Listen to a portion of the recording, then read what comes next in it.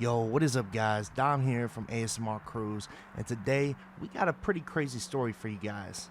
This day in question was the first time I ever tried dabs, and this night did not transpire the way I expected at all. First of all, my coworker was picking me up that evening for a party. I knew I might have some drinks or smoke, so I didn't even bring my wallet, right? Keep this detail in mind for later. So, my coworker picks me up around 7 and we head to his buddy's place, which is directly beside his college campus. One thing I noticed pretty quickly was that this guy was a crazy ass driver. Talking sharp throttle, hard braking, abrupt turns, and the worst part was when this dude crossed into oncoming traffic at speed around a blind corner by a campus building. We genuinely could have killed ourselves or somebody else with that maneuver, and I was super pissed off to say the least.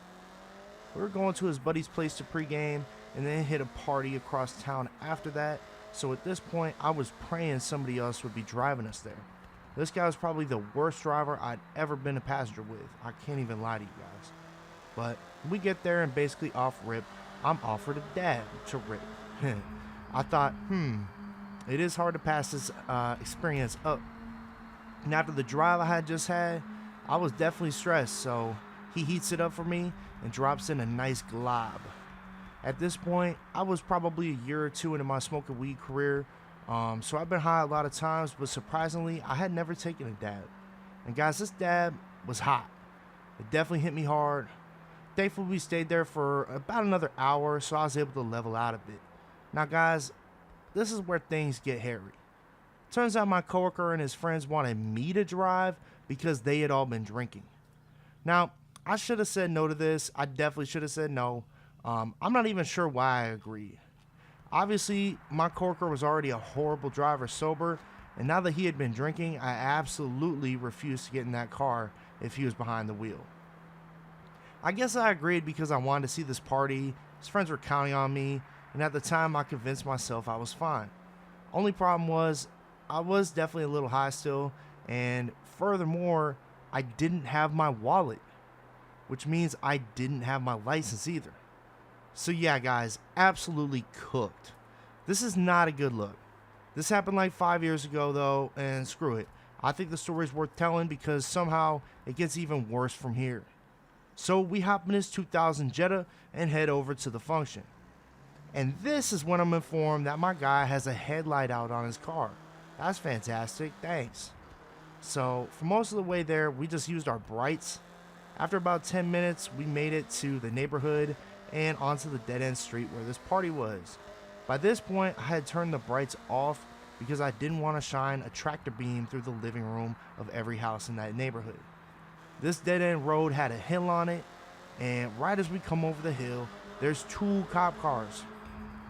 One of them is already driving towards our direction, and as we cross paths, the cop shines a flashlight directly at me. I definitely thought we were fucked here. The cop stops me. He stops us, like he's shining the light. We come up. He rolls the window down. You know what I'm saying? So I gotta roll my window down. Like if I don't roll my window down, at some, you know what I'm saying? It's like it's gotta happen. So you know we're side by side, right? And he says, "Do you know you have a headlight out?" And this is my response, guys. This is my answer. Rate this out of 10. This is not my car. The silence was deafening. I could practically feel my passengers staring at me like, dude, what the fuck did you just say? But somehow it worked. The cop just goes, okay, and keeps it pushing. It was definitely really fortunate. Turns out there were already cops there like busting the party, so they had bigger fish to fry. No ask for my license or registration, nothing. Mad lucky. Because obviously I definitely could have been like fucked for sure. I honestly don't even remember how I ended up getting home after all this bullshit, but I'm pretty sure a friend or a roommate was able to pick me up. Having that first dab had the potential to be fun, but it very quickly became anything but that. Being cornered into driving, not having my license, having a headlight out, and then having that ridiculously close call with the cops was enough for me to never hang around that group again. That night could have gone so much worse, but it did teach me something. If I'm going out with people, I need the transportation plans ASAP. I need those clearly communicated beforehand. I have no problem driving myself if I have to. I just need to know that. I originally left my wallet at home because that was basically my excuse not to drive. After that night though, I started keeping it on me just in case. And I definitely learned not to smoke at a pregame if there's even a possibility I'm gonna have to drive later. Even though nothing happened on the road, guys, I was definitely still elevated on my first ever dab, as you can imagine, and I should have never been behind the wheel.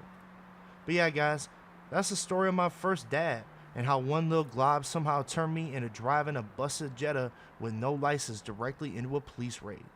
That's about it. Peace.